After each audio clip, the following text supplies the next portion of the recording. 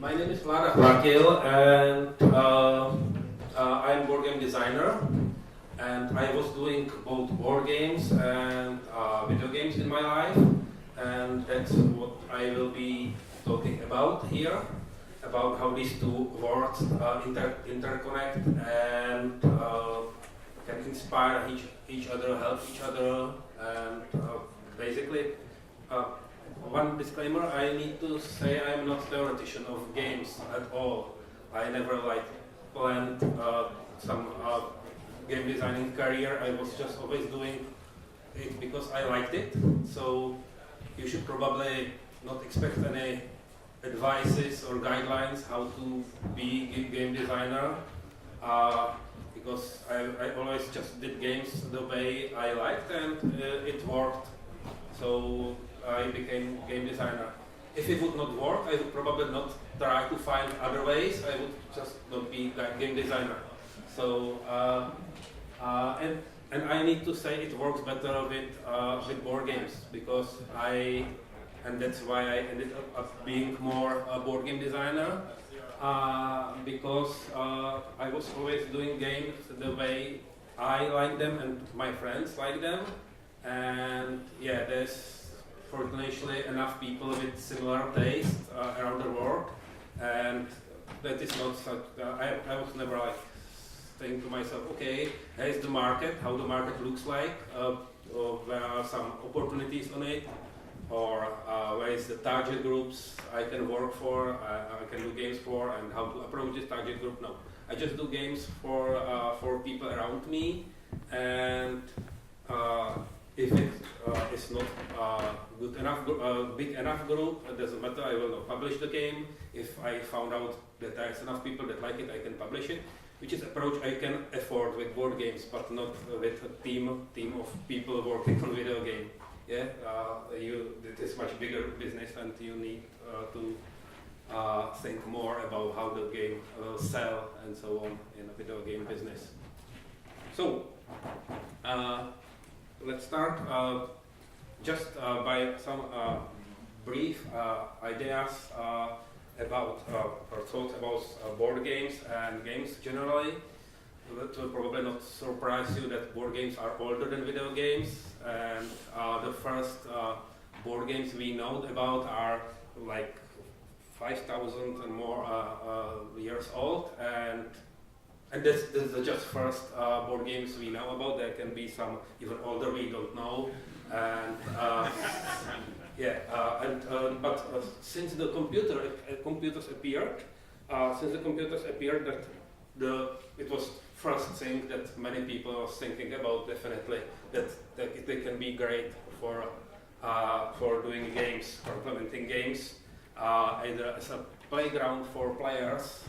These TV video games where two players was just pinking a ball, either or as an environment for the game, or even as an opponent for the game. Actually, the idea of mechanical opponent is even older than this. If you heard about this Turk, this mechanical automaton that was playing chess in 18th century and was able to beat even like a great chess players. Actually, it was just a trick. It was not true, but still the idea was here. The idea that a machine can play board games, and we all know where it ends. Oops. Where it ends, yeah. That's very recent events this year. Like 20 years ago, computer was able to beat chess players, great chess players, and this year there is this artificial intelligence able to beat a computer players in Go. But actually, that's not what I will be talking about. Just about how this one of the ways how this works interact. And I can imagine the AI playing games will have much more use in the future, not because of some big technology companies bragging what they can do, but I can imagine that some AI players may, for example, make a more pleasant like multiplayer experience for you. Imagine in some game you have some AIs that look like real players, except they are very nice to new players. They don't say anything about your mom if you beat them. And yeah, I think there is still space to improve, to use this.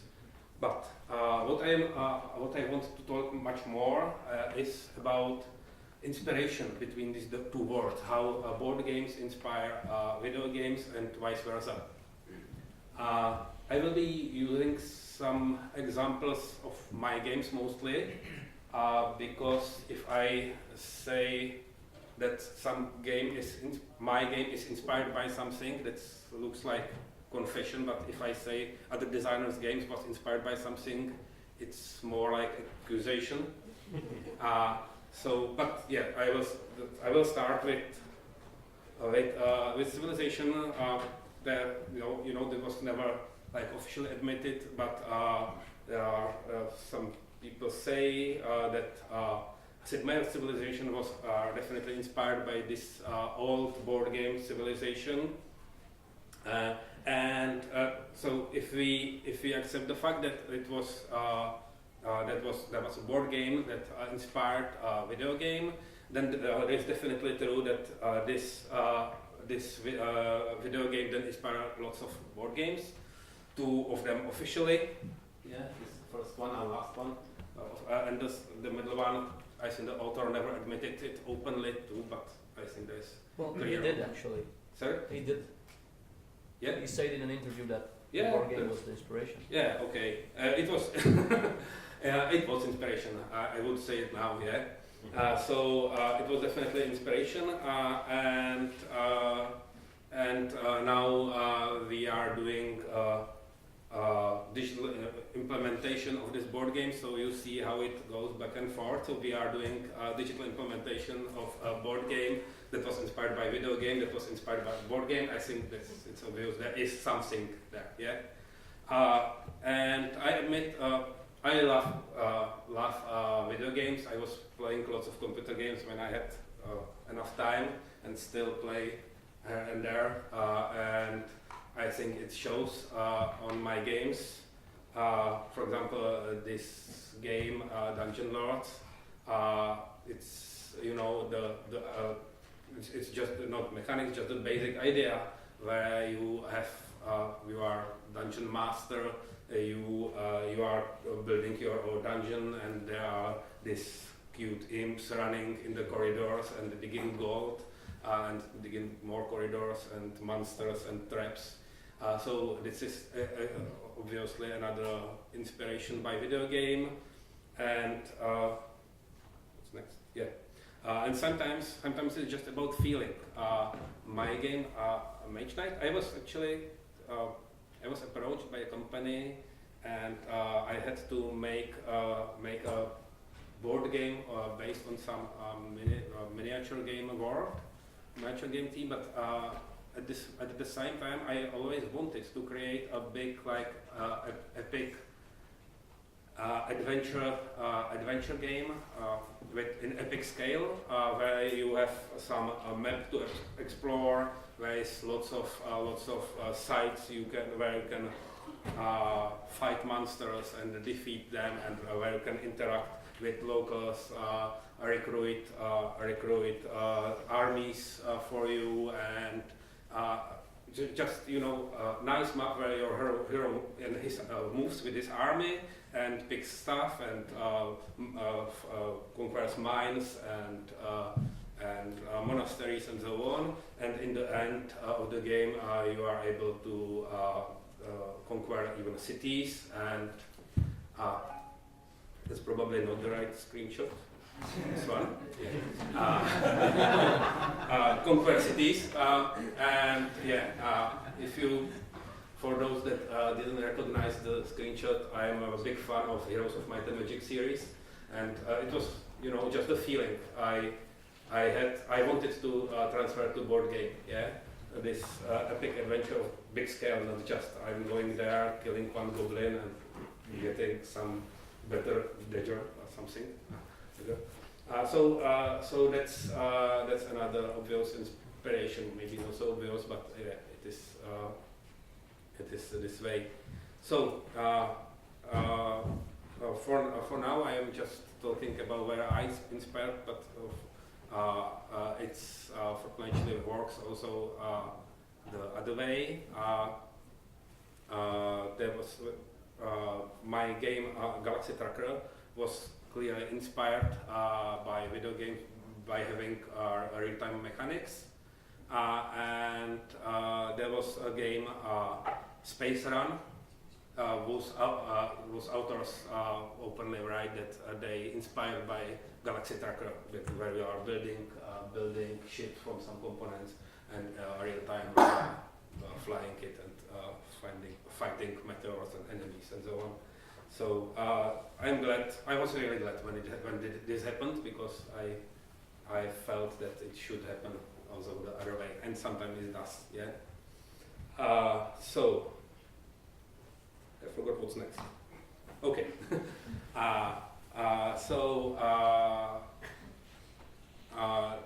The one way how the the rules can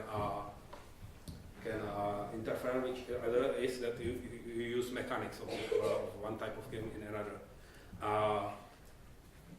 As I've said, for example, my game Galaxy Tracker uses real-time aspects, which are usually used only for very simple games, where some dexterity games, or where you who will first do something and so on.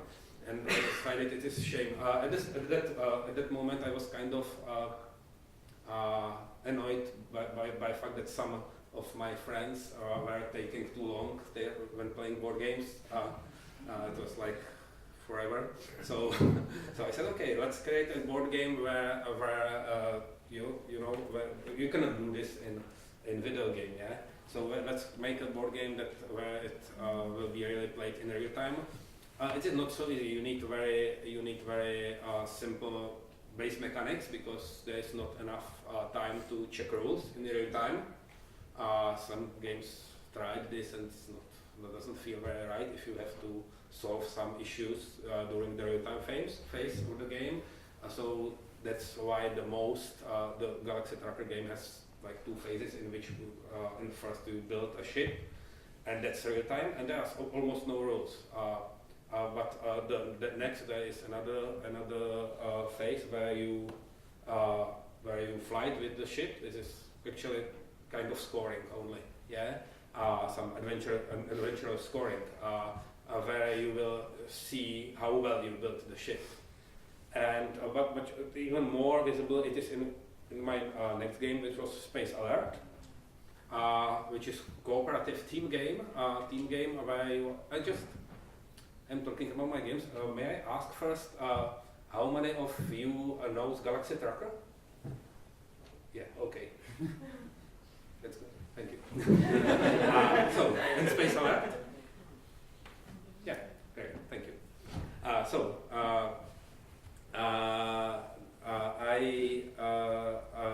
In this game, I wanted to I always wanted to fix something I was feeling that is missing in the games. In Galaxy Tracker, it was this too long thinking.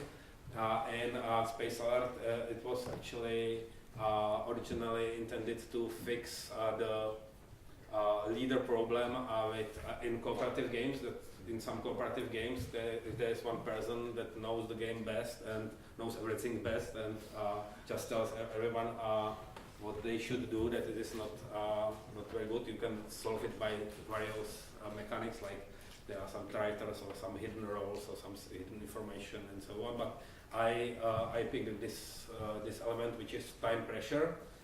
The game is real time, and you are crew of a spaceship, and you have to survive 10 minutes in the space. and there are enemies coming at you from all sides, and there are some meteors and some internal threats and some malfunctions and so on you need to handle, and you just everyone needs to cooperate. Everyone, and it's important. It's almost impossible that one person can handle everything. And but what I did here, that's just not inspiration by the real-time aspects. The game is relatively demanding. It is difficult to play, difficult to win. So what I did, I borrowed another thing that video game do, and that was tutorial. There is set of simple missions that teach you everything about the game, from very simple situations to the. So maybe when you take the game and you start to play, it is this type of tutorial that is already game, yeah. So you just play simple missions, and at the end of the day, maybe evening, you are ready for the real challenging missions or not. So this is one thing, and another. There was an expansion to this game that went even further, because I really like video games, so I put more elements to the expansion. For example, there's big sheet of achievements. There's lots of achievements you can do in the game. Just cross them in your sheet, and my friends loved it, so I suppose people will love it too. That's my way. And there is even character sheet. It's very simple, but it's just for tracking experience you get for finishing flights and for the achievements, and you can level up and get some specializations. And actually, I don't know if this is visible in the little checkbox at the top of it. There is written, "I consent to be cloned." You have to agree to cloning unless you want to play hardcore option, yeah. Because if you fail your flight, then you should if you either have this checkbox checked, or you can throw away your sheet and start again. And so that's another inspiration from these hardcore modes in some games. So.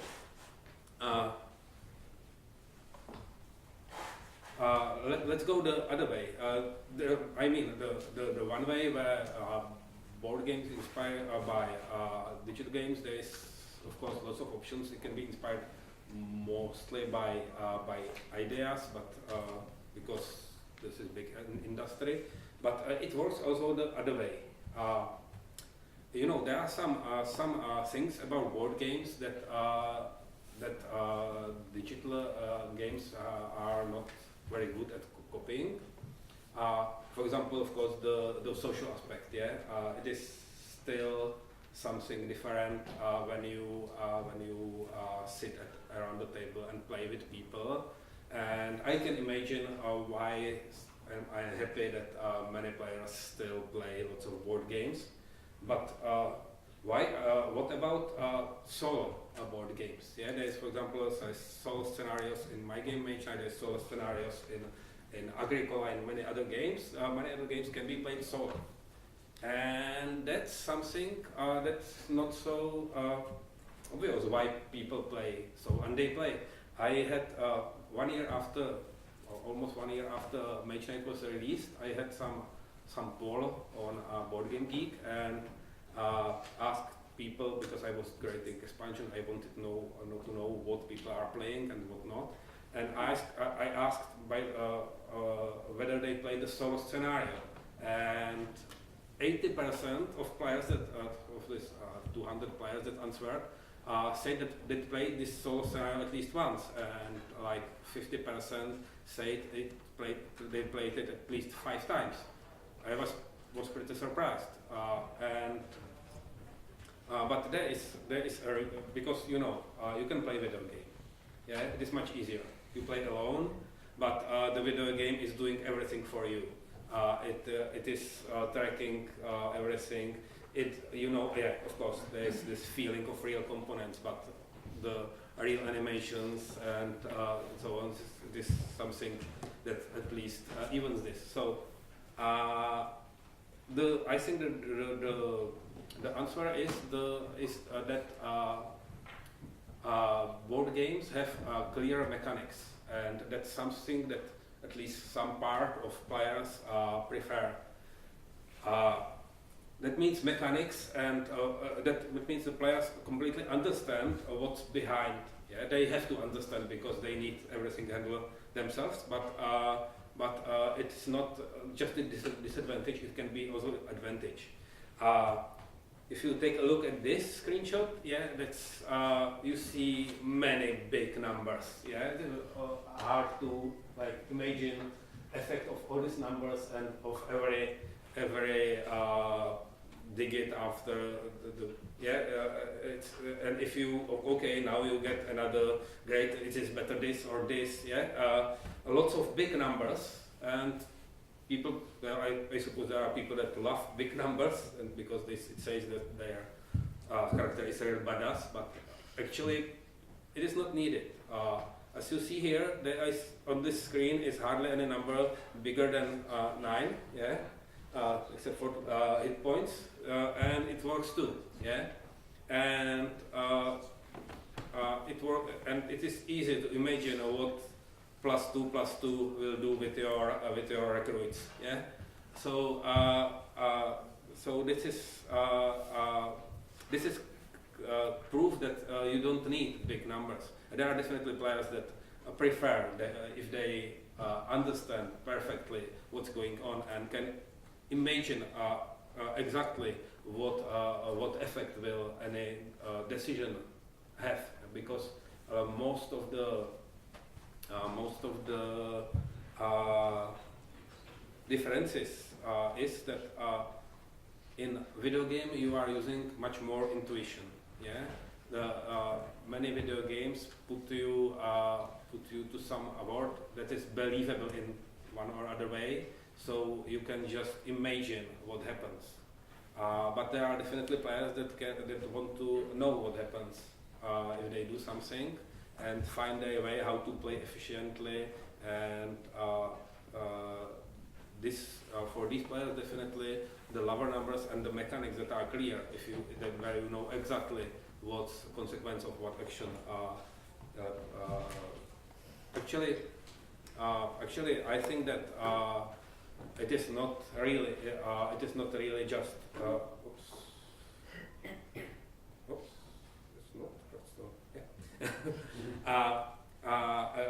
I think that Hearthstone is example of a basically board game made for video game format. There is not too many reasons why this is digital only. Of course, it is easier to do some things, but what I want to say is that it shows that there is potential for board games much bigger than even in this video game industry. I have another example here. It's one more. This is a game that is I would say at least as great as Hearthstone.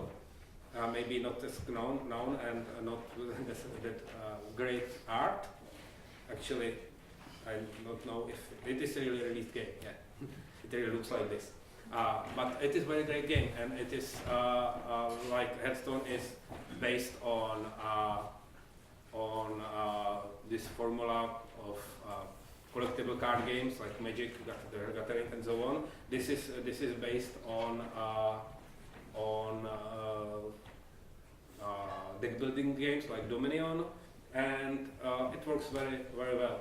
And really it is really surprising how a game that looks like this can be entertaining and keep you playing for a while.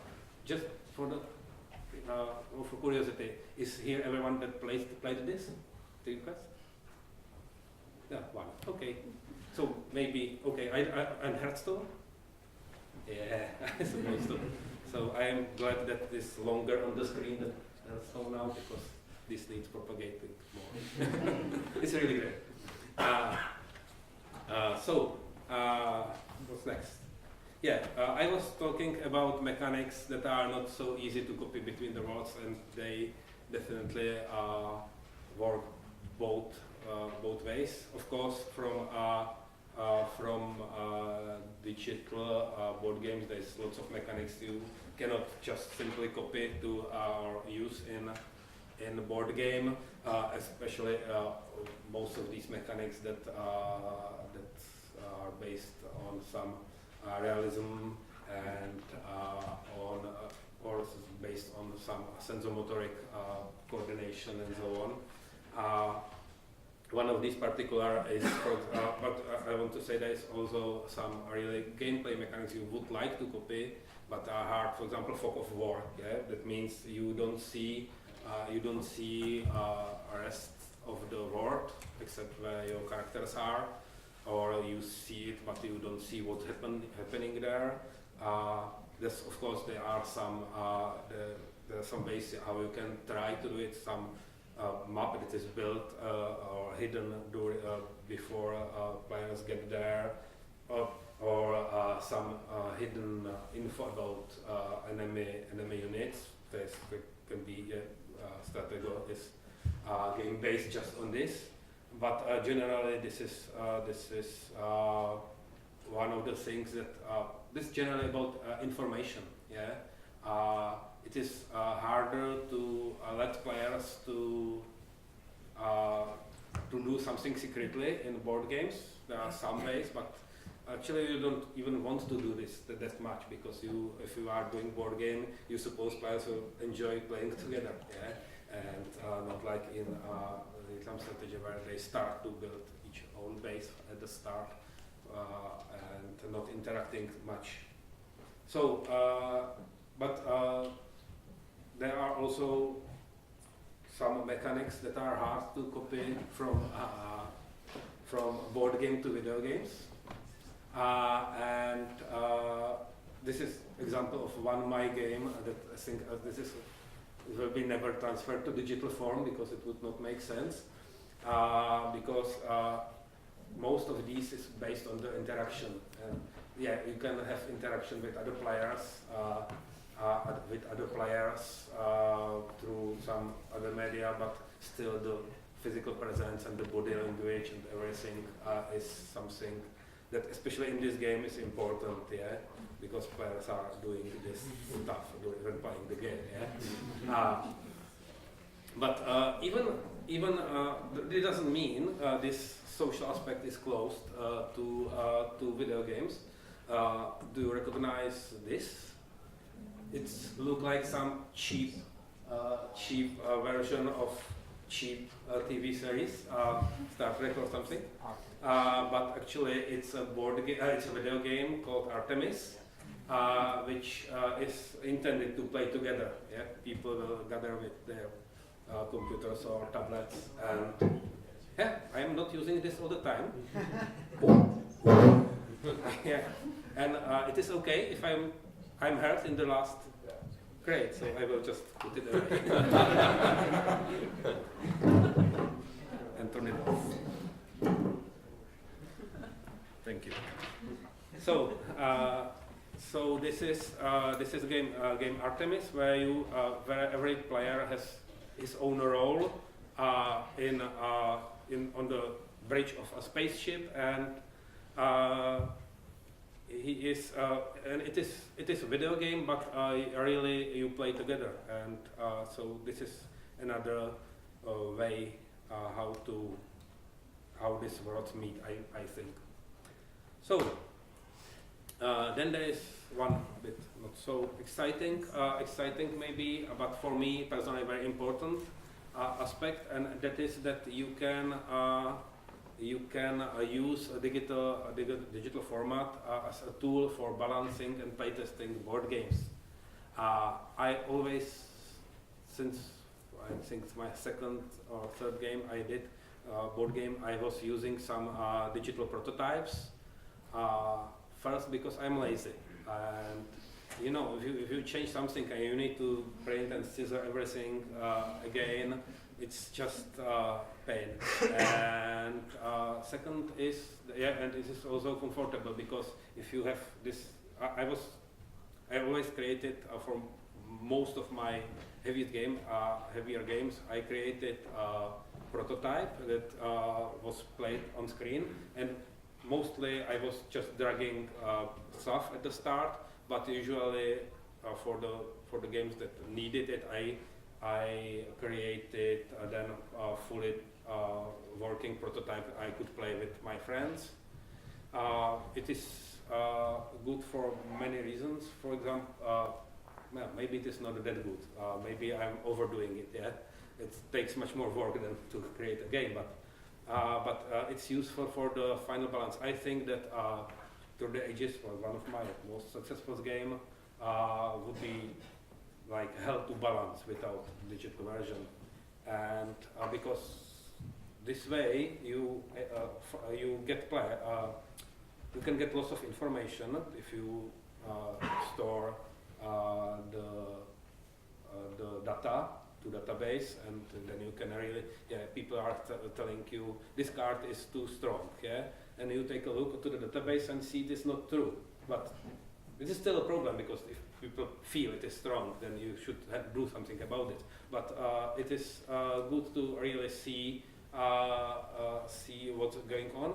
And another thing is that there are crazy people that are able to play a lot of video games, and spend all night and so on. It's not so easy to get these players at the same time to table. But it is easier to do it over internet, and then you have players that played your game dozens of times, hundreds of times, and they probably understand it more than you, because you. I have a big problem when I'm playing my game. I sometimes play the way I hoped it will be played. So I'm doing the actions that I think should lead to victory, but there are people that don't know what should lead to victory according to me, and they can find the ways that really lead to victory. So having digital prototype that is played a lot gives you allows you to have this devoted players that understands the game, and then you can spend hours talking about every idea for the game, and they will tell you opinion and so on. So that's great. So we play test. We have our own internal system that allows you to play games. This is one of the games that I think benefit lots from playtesting, because it's asynchronous. Asymmetric game where every player has different deck, and you need to balance them somehow. For example, now we are doing a new version of the Ages, and we were using this site where you can play online in cooperation with Nicolas, who did this site for the original version. We implemented the new version and played a lot the game, and I can't imagine how I would do it without this. So for me, this is very important tool. And when I am talking about this, that means another area. That means implementation of board games. That means not games inspired by board games, but really games that admit they are digital version of the board game. This is one example, but there is much more of them. I have on my iPad many folders like this. But what I was always like not happy is that many of these games are very bare implementation. Like, okay, you can play the game, maybe you can play even against some AI, but that's it. You just download the game, play it against the AI, you win, and that's it. What you can do again, if it is good game, you can try it again and just enjoy it, like you enjoy Minesweeper or something, yeah. But we were always, and me and my friends at our company that we are doing board games, and we were really like said, okay, that we play also the other digital games, and we see how much polish they get, yeah, how there's still something to explore, to unlock, to get, to progress in the game, and half of these games don't even have achievements, yeah. That's sad, even Spacelight have achievements, yeah. Okay, but so we decided that we want to change this and try to do it properly. And we did. We took the first game I published with the company, that was Galaxy Tracker, and decided that we will do a digital implementation of this game. And it was not so easy. As I said, this is some real-time game. And if you don't mind, I will tell you a bit more about this, because now I understand a lot more why most of these digital board game implementations are just very simple. Because we said, okay, we will do it better. So, for example, there is this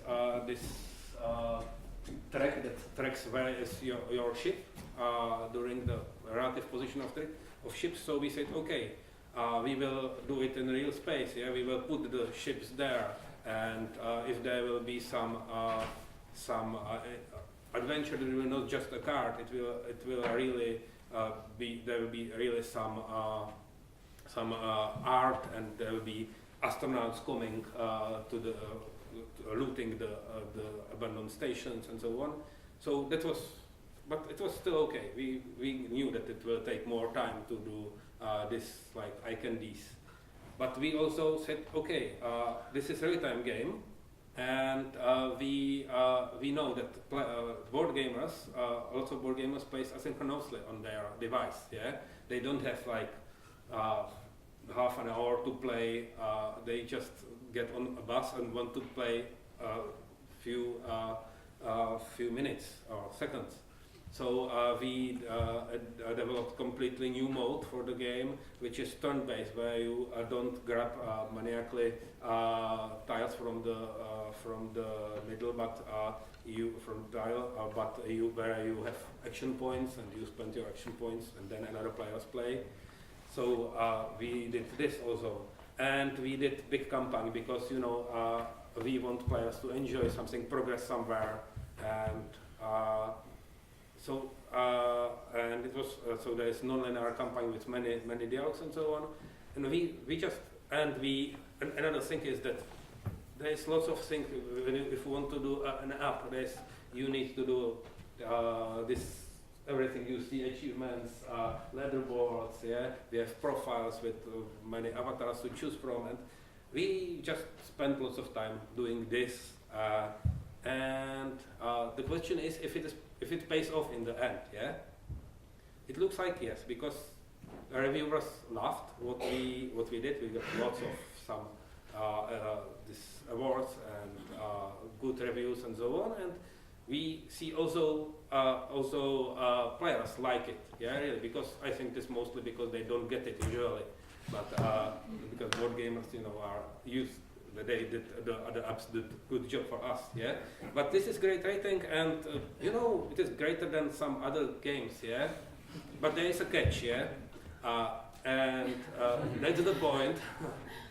That's the point why probably it is not really a good way, but we still enjoyed it, and that's something that's good, yeah. We are happy we did it, and we will probably be doing it again. But we will never, because this is another difference between the board games and video games. Board games are really smaller, and probably will be, but that's okay. That's what we are about. And last story I have here is is about another my game. I did last year, Codenames, and it was much bigger success than we are used to, because it has much bigger target group. Not that I changed my mind and said, okay, I will do game that has broader audience. No, I love word games, I love association games, and my taste here overlaps with much bigger groups. So it works very well. And we said, okay, so we will do digital implementation of this. Why not? And we even said, okay, because one of the things about our app, which is very like not modern, is that we want some few bucks for it.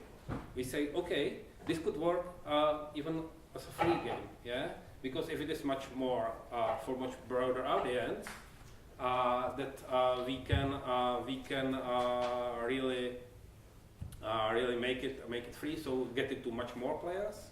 And this is very recent thing.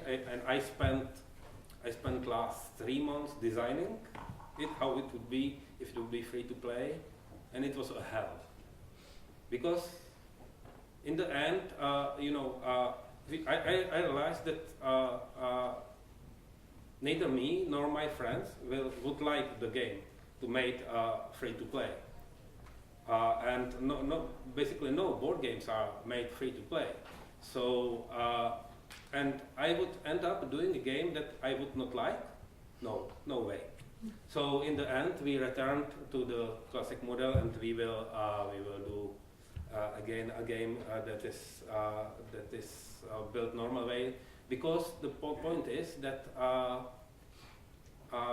when we started, as I said, we are doing games for the people that are similar like us.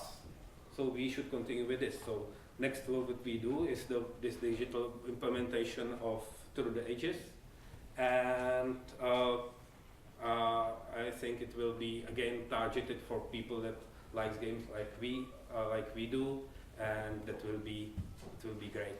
So, but that's I think one of the differences too, yeah, because the board games has more devoted audience. Okay, I think we are at the time. So if someone wants to ask something, we only have time for 2 questions.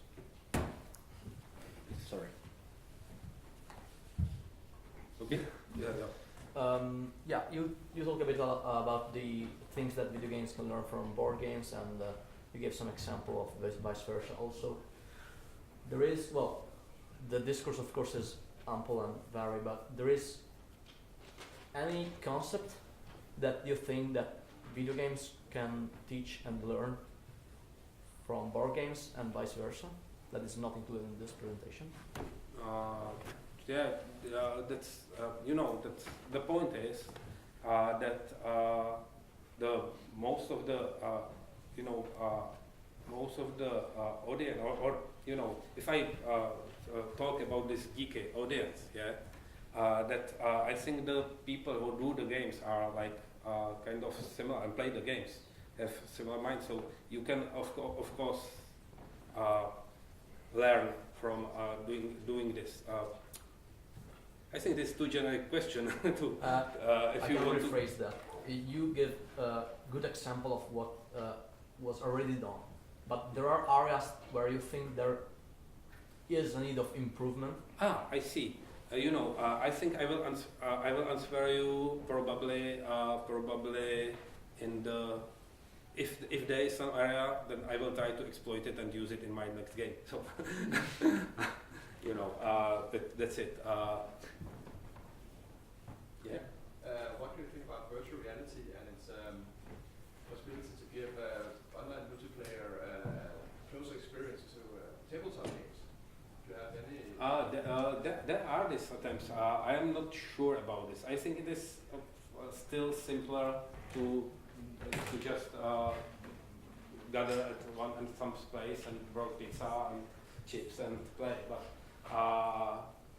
I think I'm watching a bit this virtual reality stuff, but its progress is much slower than you would probably expect 20 years ago. So I don't know at this moment.